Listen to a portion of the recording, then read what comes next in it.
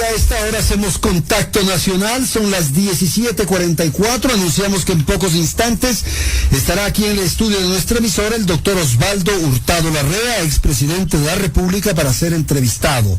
Hoy hacemos contacto con el ingeniero Paul Carrasco, prefecto de la provincia de La Suay y presidente del movimiento político Podemos. Y le hemos pedido que nos atienda para conocer cuánto se avanza en la posibilidad de aglutinar y de generar una consolidación de esta agrupación o de esta instancia denominada unidad. Ahora mismo han empezado a surgir algunas tensiones al interior en vista a las definiciones de candidatos. El propio Paul Carrasco está mencionado como candidato a la presidencia de la República en este arreglo, en este acuerdo que se produjo para una definición en estas fuerzas que conforman, que integran unidad. Paul Carrasco tendrá que enfrentar esta definición con Cynthia Viteri. Bienvenido, gracias, ingeniero. Quisiéramos empezar por conocer cuál es la situación respecto a Ramiro González. Hay voces al interior de la unidad que han empezado a cuestionar la posibilidad de que Ramiro González presida la lista nacional de asambleístas para las elecciones de febrero 2017. Buenas tardes, el Ecuador le escucha. Buenas tardes, Andrés, buenas tardes a los amigos y amigas que nos escuchan a nivel nacional. Mire, yo soy de los que estoy convencido de que el Ecuador necesita definitivamente un proyecto de unidad, un proyecto que vaya más allá de ganar las elecciones ahora en el 2017 y que realmente veamos que es necesario unirnos con la gente del Ecuador. Ya no es hora de elegir a los salvadores de la patria, a los que van a resolver todos los problemas, sino es necesario entender que el Ecuador vamos a tener que sacarlos todos adelante, y precisamente lo que nos está pasando ahora es justo por poner toda la esperanza en alguien que definitivamente no puede resolver o no cumplió con las expectativas del país entero. Y nosotros, los de la unidad, somos mucho más frontales en este tema, diciéndoles que efectivamente este es un tema de unidad y de responsabilidad, no es ni de partidos ni de ideología. Y en esa misma línea, entonces, todos los problemas que se den en la unidad son normales porque es democracia, porque somos diversos, porque si queremos la unidad de los ecuatorianos hay quienes piensan o pensamos distinto a otros. Y eso es lo que está sucediendo en la unidad. El tema de Ramiro González, el cuestionamiento de César Montúfar, eso es normal, es público y pues eso se deberá resolver en la mesa de la unidad. Mientras tanto, nosotros no creemos que es un problema ni genera diferencias una precandidatura de Paul Carrasco con Cynthia Viteri. El punto está en definitiva en buscar cómo encontrar acuerdos al interior de esa unidad para que la gente sobre todo sepa claramente que aquí no hay ningún reparto de torta, aquí no hay ningún reparto de poder, aquí lo que se necesita es ponernos de acuerdo, y eso tienen que saber los ciudadanos, y definitivamente que aquí es necesario encontrar un proyecto económico, un proyecto productivo, un proyecto político y social para todos y para todas, y en esa perspectiva eso es lo que estamos intentando hacer los sectores de la unidad. Ahora, lo que ocurre también es que desde otra mirada, desde otros observadores, se señala que podría estar surgiendo una especie de intervención, digamos así, de algunos sectores para provocar la división en la derecha.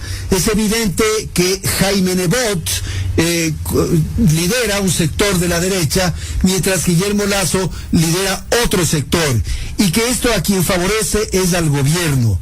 Y en tal virtud dicen que la unidad sería una especie de acuerdo subterráneo, lo que dice el pueblo tongo, con el afán de romper la unidad o la cercanía, la vinculación de los sectores de derecha, Paul.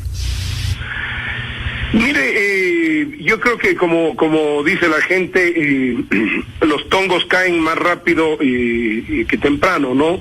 Así es. Entonces, en esa misma línea, nosotros estamos convencidos de que hay que seguir intentando hacer las cosas, no hay ningún afán. Yo mismo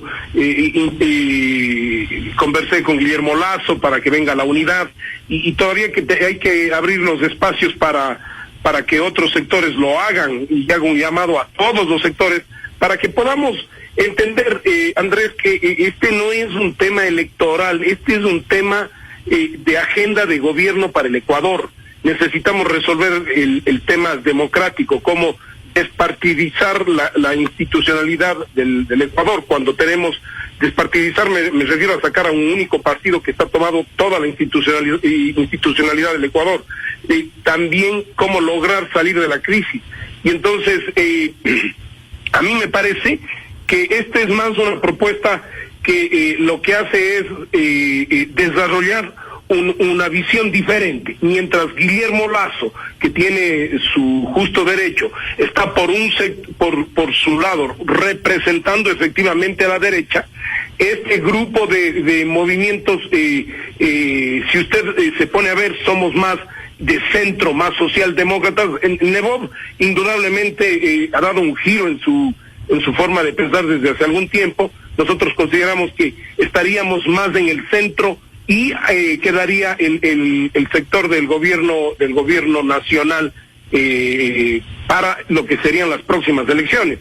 Yo no veo fuerzas con mayor, habría que ver qué es lo que hace los sectores en cambio de izquierda, que serían el otro extremo, y habría que ver qué es lo que se podría plantear entre estos diferentes grupos. Pero básicamente yo creo que las elecciones del Ecuador no van a pasar de 3 sectores y el gobierno, 4 sectores que serán los que disputen las elecciones, y obviamente veremos qué es lo que sucede en las primarias. No hay ningún intento de dividir ni dividir a la derecha, porque hay una gran cantidad. Usted recordará que, por ejemplo, el movimiento Concertación estuvo conversando con otros sectores de la izquierda, y hoy está en la unidad. Y así hacemos el llamado a varios movimientos para que efectivamente hagan su ingreso a la unidad, obviamente asumiendo las reglas que la unidad tiene ya avanzadas, ¿no? Ya tiene constituidas.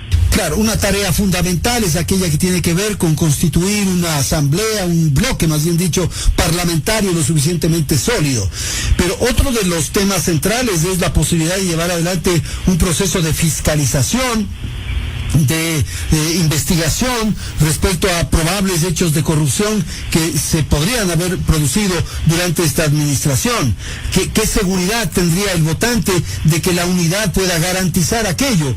Porque hay quienes señalan también, le pongo esa pregunta, Paul, que podrán haber un par de escándalos muy tibios que cogerán un par de personas que eventualmente estén implicadas en algún hecho de corrupción, y finalmente los peces gordos no serán topados.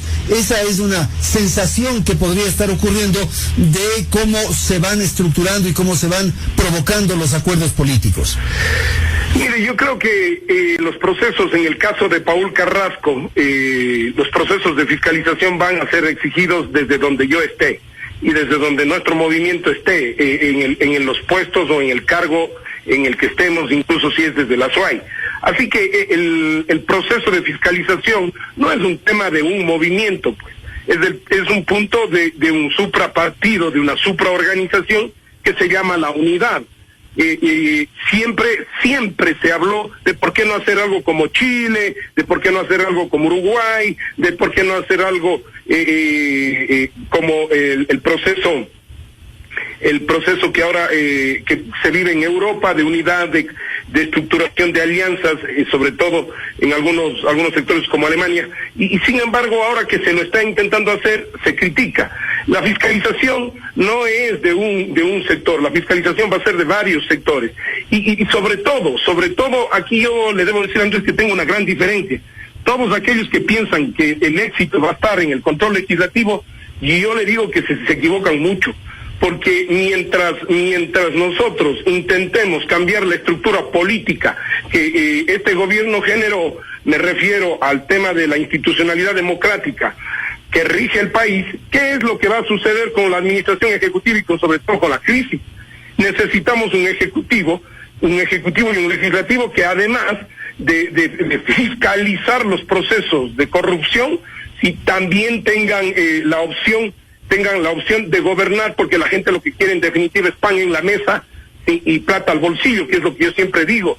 Al final del día termina el desarrollo, parte del desarrollo termina en eso, y la gente eso es lo que pide. Entonces, y yo creo que hay que tener clarísimo que se requiere un proceso también presidencial, y en el caso nuestro, de ser candidatos a la presidencia, ganar la presidencia, no va a haber contemplación en lo que significa fiscalización, y nosotros exigiremos, como le digo, desde donde estemos, pero además no debería ser la Asamblea Nacional quien haga la fiscalización. Deberíamos, porque nuevamente nos vamos a enredar en los intereses políticos. El Ecuador debe hacer una limpieza total de los ladrones, de los corruptos, y eso pasa porque los ciudadanos sean los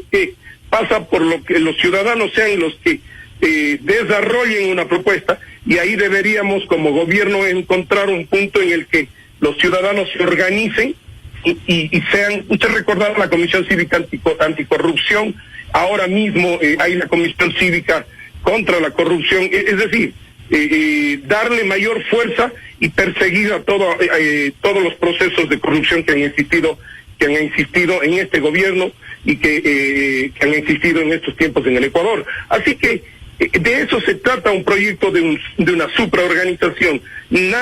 Fíjese usted, nadie puede tomar una decisión y decir no vamos a fiscalizar si el otro y el otro exigen. Es un proceso de discusión interna muy fuerte que estamos intentando que se lleve correctamente a nivel nacional.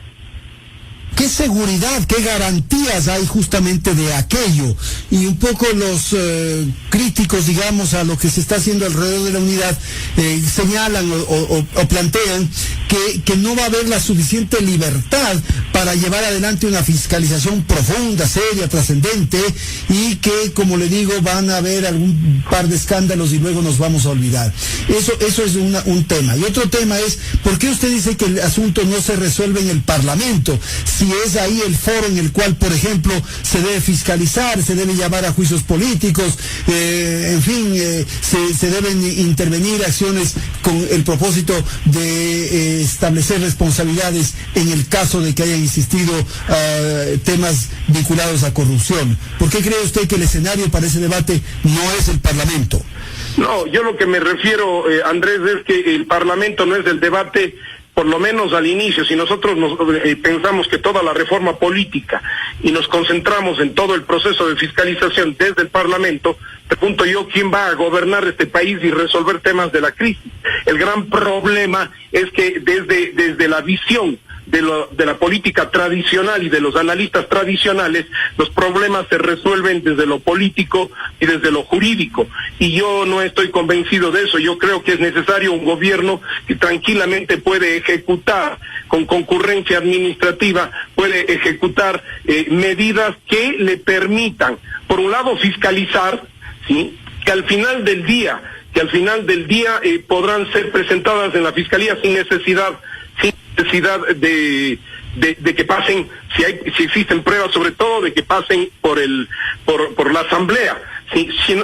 Por eso es la importancia de un presidente también, o de una presidenta fuerte, ¿sí?, y de un gobierno fuerte que pueda trabajar también independientemente, y bien por el lado legislativo, mientras se hace una reforma a la institucionalidad, pero también por el lado de resolver la crisis, y eso es administrativo, y eso también pasa por la fiscalización. O yo pregunto, un gobierno nacional no podrá un ejecutivo fuerte, decidido políticamente, no podrá constituir un proceso de movilización social y de control social sobre los procesos de fiscalización, y obviamente eso tendrá que buscarse un marco en el cual se pueda institucionalizar este proceso de fiscalización. No todo, Andrés, y ese es el cambio que yo vengo proponiendo radical en el Ecuador, un cambio. No todo tiene que pasar por la decisión de los partidos políticos, de los amarres, pues. yo creo que los grandes temas nacionales, entre esos de la fiscalización, en el próximo gobierno deben pasar por la movilización ciudadana, y la ciudadanía es la que tiene que enterarse, quejarse, la que tiene que investigar y por último juzgar a quienes cometieron actos de corrupción en este gobierno o en cualquier gobierno. Pero eso ya es sorprendente llegar a ese punto. Entonces, ahora la responsabilidad es de la ciudadanía. Ya la dirigencia nacional no tiene responsabilidad. Le ha tirado la pelotita a la población, a la ciudadanía, Paul, cuando la responsabilidad está en los tribunales, en las cortes, en la dirigencia nacional, de juzgar y establecer responsabilidades en el caso de que haya habido corrupción. Fíjese cómo de alguna manera ya se desvirtúa, se aleja la posibilidad de fiscalización, en fin, porque ahora es el pueblo, y el pueblo son todos y no somos ni uno. No estamos dando la pelotita a nadie ni tirando la pelotita al pueblo, Andrés, pero fíjese usted, yo le hago una pregunta. Si bien es necesario construir un proceso de mayoría legislativa, ¿por qué no constituir también un proceso paralelo de participación social en el cual se logre instaurar jurídicamente y con todos los poderes necesarios a una comisión anticorrupción? Y le pregunto también, ¿qué va a pasar mientras en la asamblea se resuelve el tema de la reforma a la justicia? ¿Qué va a pasar? ¿Usted cree que algún juez actual va a resolver en contra del gobierno mientras no se haga una limpieza total de la justicia a nivel nacional? Eso es real. Al final lo que necesitamos es botar la correa, y botar la correa significa limpiar absolutamente todo, y para eso lo que yo sostengo es que se necesita la voluntad política de sectores políticos, pero Andrés, dejar la visión y se necesita un gobierno y un ejecutivo que tenga la visión política, pero que también involucre a la ciudadanía para lograr resolver esta maraña jurídica, política y de corrupción en la que el Ecuador está envuelta. Esa es mi visión y mi perspectiva, y para eso hay que crear estructuras sociales que puedan definitivamente, de hombres y mujeres que no pertenezcan necesariamente a la clase política, que puedan ser parte también de las decisiones y sobre todo de la fiscalización. La justicia, ¿de qué nos sirve una justicia que es unipartidista? ¿De qué nos sirve? Eso es lo que hay que cambiar. Pero para que eso se cambie bien, es necesario también la presión social, porque si no, no vamos a poder tener fiscalización. Lo que va a suceder es que va a quedar en procesos legislativos de amarre, y que no terminarán siendo juzgados por una justicia que al final pertenece al gobierno actual. Creo y estoy convencido de que es necesario en esa línea ir estructurando un proyecto que equilibre el peso legislativo, el peso del Ejecutivo, y sobre todo darle fuerza o constituir un peso ciudadano de gran escala que pueda ser parte de las decisiones. Y el otro rubro que es fundamental pensar es lo que va a ocurrir una vez que asuma el poder el nuevo presidente o presidenta. El caso es que el país tendrá un escenario, un ambiente extremadamente complejo. Todos sabemos el nivel de endeudamiento en que deja el gobierno de Rafael Correa. Todos sabemos las dificultades que tendría la actividad petrolera, puesto que el petróleo está comprometido para la China. En fin, sabemos las condiciones económicas, y el nuevo gobernante tendrá que tomar decisiones importantes de ajustes, en fin. Si es que no hay una base suficiente, vamos a asistir a otro periodo de inestabilidad. Nuevamente las calles serán escenarios de protestas, habrán bullas, como decimos habitualmente, y es posible que los gobernantes tengan dificultad de terminar sus periodos. Para ello se requiere una base sustancial, profunda, que pueda llevar adelante esta etapa, este periodo complejo, Paul.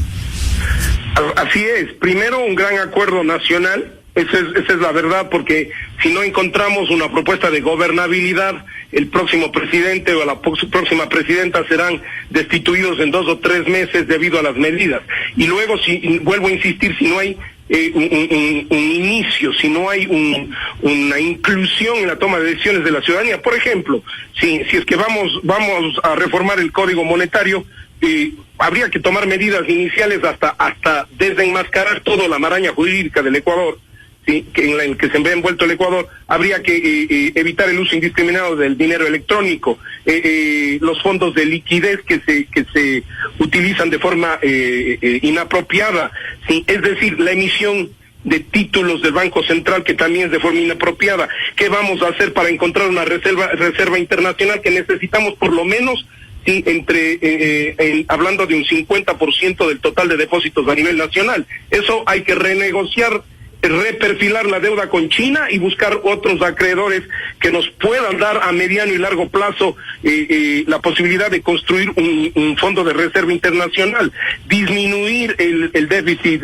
primario, sí, y salir de ese déficit de 4, 5, 6%, de 4, 5 a 5% que tenemos normalmente, y así una serie de medidas que incluso nos permitirán abrir la inversión extranjera, etcétera, disminuir algunos rubros en cuanto a subsidios y subsidiar rubros de la producción, sobre todo en el tema de barreras arancelarias inteligentes, donde habrá que motivar la producción y subsidiar ciertos puntos de importación de materias primas, ciertos materiales de importación que se requiere para la producción nacional. Yo sostengo, Andrés, que esos, por ejemplo, todas las medidas, más allá de las que tengan que tomarse, a las que yo he nombrado, deberían ser sometidas a decisión en consulta popular. Es decir, usted tiene dos procesos duros de consulta popular. El uno, la reforma institucional, y la otra, la reforma económica. Y la reforma económica tiene que ser sometida a votación popular,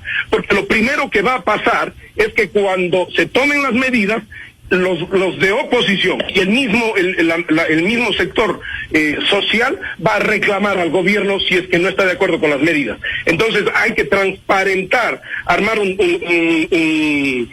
especie de socialización nacional sobre la situación económica del país, luego definir cuáles son las medidas a través de sectores de parlamentos populares y asambleas, que la gente pueda ir tomando decisiones, y finalmente una consulta popular, porque caso contrario, eso es cambiar la historia, porque caso contrario vamos a seguir en lo mismo de siempre, y el presidente Correa luego vendrá y dirá que él no forjó la crisis, y que así esa es la diferencia, exactamente lo que está pasando en Argentina. Ok, Paul, vamos a terminar. Una última cosa, tenemos a una persona en la línea, un amigo oyente que quiere hacerle una pregunta. Vamos a abrir rápidamente el micrófono para que usted atienda esta inquietud que tiene la persona que está en la línea telefónica. Así que damos paso inmediatamente. La persona que está en la línea, por favor, su nombre, le escuchamos. Buenas tardes, señor Carrión. Un saludo al señor Carrasco. Mi nombre es Fernando Calderón. Realmente yo estoy partiendo de que no soy correísta, pero sí soy una persona, me considero de cierta forma, pese a que hoy dicen que ya no existen las ideologías, me considero de izquierda, y yo conozco que el señor Carrasco ha militado gran tiempo en la izquierda, pero resulta para mi punto de vista, un poco sorprendente el hecho de que sectores tan opuestos como los del Partido Social Cristiano y en cierta parte del señor González también se unan, y sobre la base de una estructura que yo le veo que no es muy sólida, que digamos, acaba de hablar de que estamos rechazando la injerencia de la justicia por parte del gobierno central, pero si vemos que la herencia social cristiana es la misma, es decir, hemos tenido una historia de injerencia con tanques de guerra por parte de los social cristianos, y el reflejo de eso, digan que no o sí, es el señor Nebot.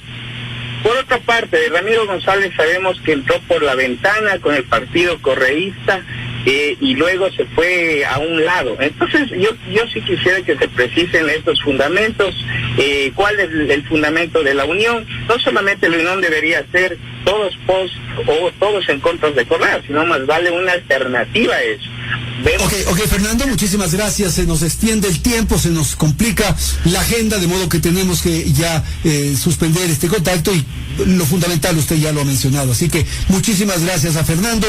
Vamos entonces ahora con el prefecto Carrasco. Usted responde y con eso terminamos, por favor. Gracias, Andrés. A Fernando primero le mando un abrazo enorme. Mire, este ya no es un momento de izquierdas o derechas, porque entonces, ¿cómo podríamos sostener que el Partido Socialista y el Partido Comunista en su momento se unieron a la democracia cristiana chilena, o lo mismo en el Frente Amplio uruguayo? Mire, el punto está en que definitivamente hay que encontrar los elementos en común. Y efectivamente todos, no hay uno, sí, que yo le podría asumir los errores en mi provincia, pero todos hemos cometido errores en términos del manejo nacional. ¿Pero qué hacemos? ¿Seguimos con la lógica de la izquierda a la derecha fundamentalista, o nos sentamos a conversar por un país que resuelva los problemas? Ese es el reto, y esa es la mentalidad, Fernando, la que nos han metido, de que no hay cómo conversar con nadie, de que no podemos sentarnos en la misma mesa todos los ecuatorianos, porque ese era feo y este era horrible, y el de acá es guapo. Ya este momento hay que intentar las cosas con lo que tenemos, y el Ecuador lo que tiene son fuerzas políticas y gente fuerte en la costa, en la sierra, en el oriente y en todos los sectores del país, y con esa gente tendremos que sentarnos, conversar, pero fundamentalmente, por eso mi propuesta es de nosotros ganar la precandidatura, que ojalá así sea, tener la opción de construir un modelo en donde los ciudadanos y usted, Fernando, pueda ser partícipe de las decisiones. Muy bien, muchísimas gracias entonces al ingeniero Paul Carrasco, prefecto de la provincia de la Azuay, presidente del movimiento político Podemos, que está integrando esta instancia denominada La Unidad, que agrupa a otros partidos y movimientos, y que ahora están en un proceso de definición para saber cuál va a ser el candidato o candidata a la presidencia de la República. Gracias a Paul Carrasco.